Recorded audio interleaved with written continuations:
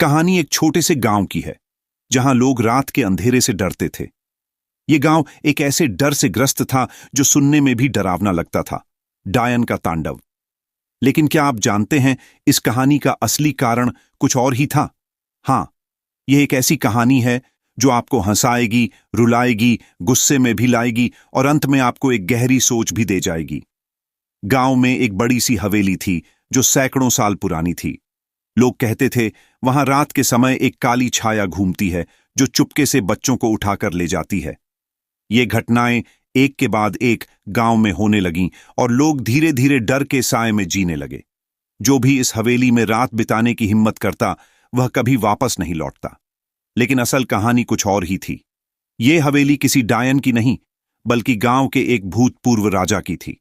राजा की पत्नी रानी मोहिनी बहुत सुंदर और निर्दयी थी। वह किसी भी कीमत पर अपने पति के दिल में जगह बनाना चाहती थी। वह जानती थी कि उसके पति का दिल सिर्फ अपनी प्रजा की भलाई में है और उसकी नजर में वह राजा से कहीं अधिक प्यारी और जरूरी हो सकती थी। लेकिन एक दिन रानी मोहिनी ने अपनी जलन के कारण एक साधु बाबा का अपमान कर दिया।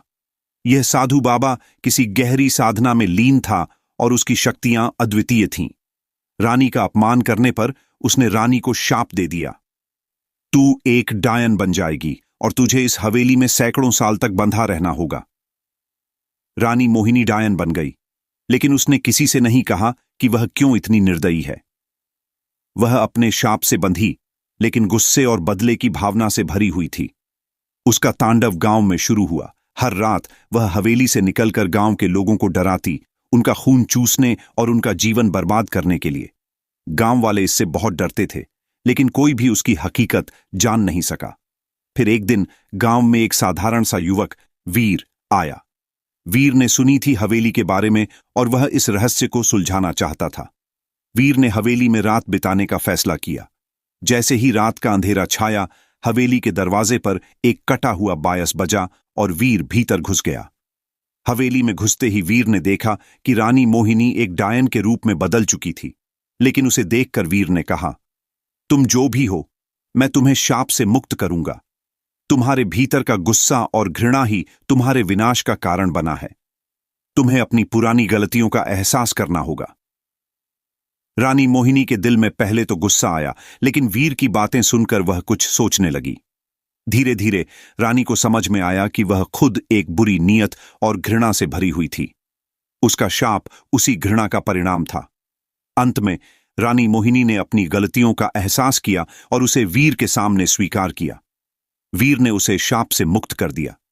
रानी मोहिनी ने गांव में लौटकर सबको बतलाया कि वह अब कोई डायन नहीं रही, बल्कि एक इंसान है जो अपने के पर पछता रही है। गांव वाले पहले तो हैरान हुए, लेकिन धीरे धीरे वे रानी को माफ कर देने लगे और इस तरह गांव ने फिर से शांति पाई। लेकिन वीर ने एक जरूरी बात कही, घृणा और बदला कभी किसी को शांति नहीं दे सकते। केवल प्रेम और समझ से ही हम किसी की मदद कर सकते हैं। एक पल की घृणा और राग हमें पूरी जिंदगी के शाप में बदल सकती है, लेकिन अगर हम अपनी गलतियों का सामना करें तो जीवन में कभी भी सुधार आ सकता है।